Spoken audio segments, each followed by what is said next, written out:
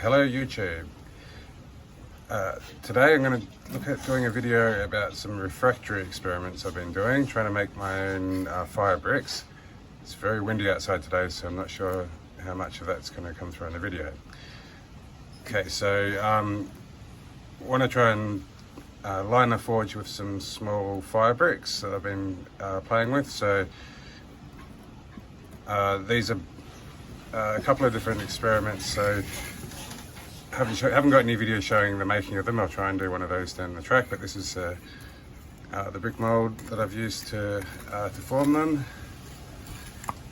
Comes out pretty well if you prepare it properly with water and sand. So this has just been made with some clay that I've found. It's like quite a white clay, a bit of a pipe clay, which hopefully has got a decent amount of kaolinite in it, which will make it more refractory. So there's the clay I extracted. This one's just straight clay. It's been air drying for probably 2 months now. So hopefully it's ready to fire. I'm going to try and fire that in the forge because I don't have a kiln. This one, I've tried an experiment by adding some aluminium oxide, which is a refractory material. It's got a very high melting point. So I've tried to put approximately 50% aluminium oxide into the clay before I molded it and dried it. Marked it with 50 to remember which one it was, and see if that will improve its properties. So we'll get those in the forge and bring them up to red hot and see how they look after that. Now I've actually already fired a couple previously, so these are two just made out of regular clay, and here's one that was made out of the fire clay, which this load had a lot of sand in it, so it became quite brittle.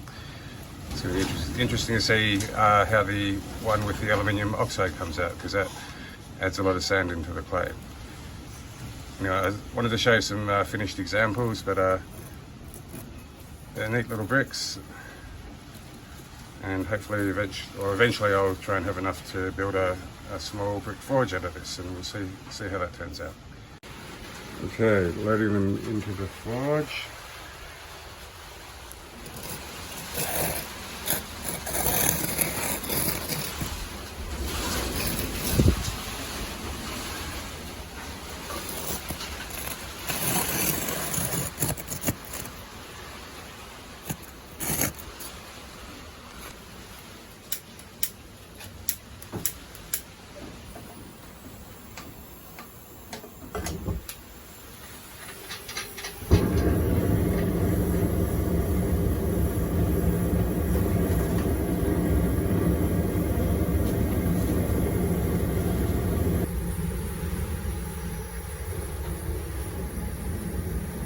Slowly heating up.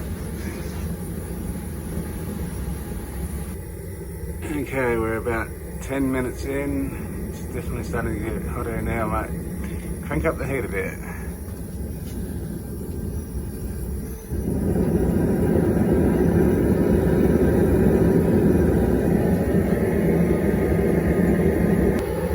Okay, I've blocked off the front a bit to try and contain the heat. Starting to get a nice white glow in there, so we're going to keep it going for longer. I want to see the whole thing glowing to the same colour as the forge walls. Okay, they're getting hotter, but you can still see the outer edges not there yet, so we need to get the heat all the way through the brick so we can fire it all properly.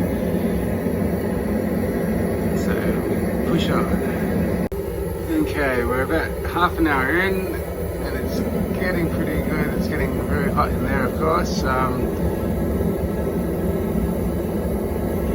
It's hard to see on the camera, but from what I can see, I think there's a bit of deformation going on, but we'll see when they get out and cool.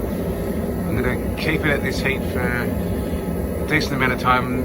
Okay, I think it's been going on long enough. It's about 50 minutes now, so I'm going to turn her off and let her all cool down.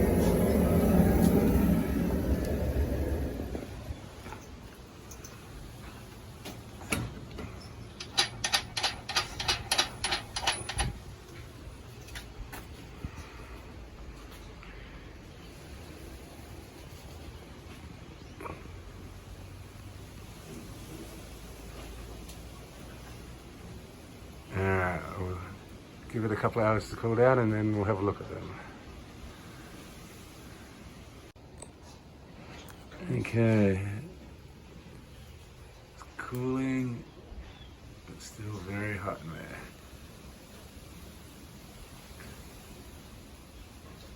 Oh, I can see a cracking one already,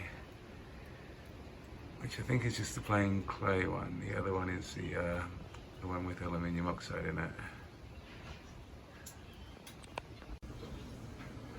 Okay, the end result. That's all cooled down, and they ain't that pretty, but this is an experiment. So this is the position they were in the forge. That's the walls, which stayed flat. They've bulged out towards the heat. So I think a couple of things have gone on here. So the heat, obviously the heat has affected it. It was very hot in there. It's probably hotter than it should be, and what it would be in a kiln, but I am trying to build a forge out of these, so I have to develop something that will actually stand the heat. This is the one where I've added aluminium oxide to, and this is the one that was just plain clay. You can see that there's severe cracks in this one. This is cracked, but it's not anywhere near as severely, so I think the aluminium oxide clearly makes it more stable at the higher temperature. Still has melted or slopped towards the heat. The other thing I think is that I probably didn't use the high kaolinite clay in this one. I thought I did, but it looks like the other clay I was using, which is just clay I dug out of the back garden.